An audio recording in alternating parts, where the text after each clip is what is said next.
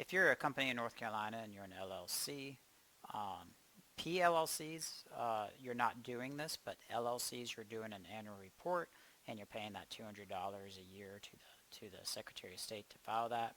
If that's the case, you don't have to pay the $200 a year franchise fee. That's sort of a privilege of doing business in North Carolina fee.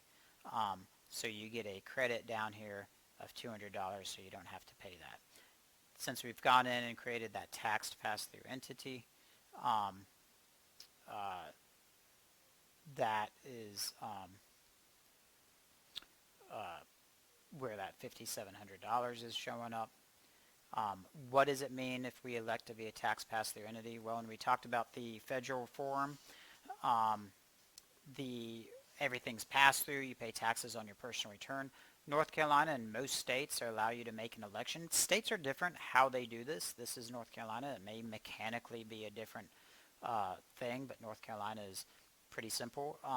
You just elect yes, and what this means is that you choose to pay the tax at the entity level, and if you make that election, it will not pass through to your personal return.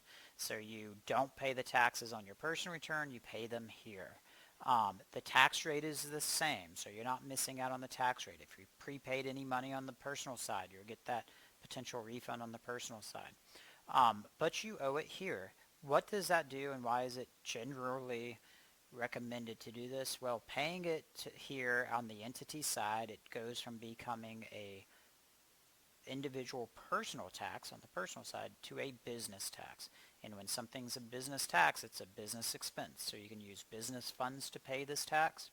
And also you can deduct it in the year paid if you're cash basis, or in the year accrued if you're an accrual basis taxpayer. But it can become a deduction against your federal income by doing this. So it's an extra deduction that you probably maybe are not getting on the personal side. I don't want to delve into the ifs about that, but that is why you make those elections. And the North Carolina returns, other than that, are just providing similar information as the federal return.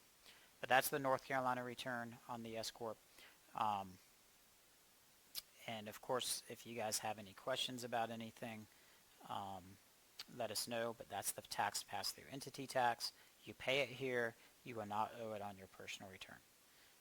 Okay, thank you.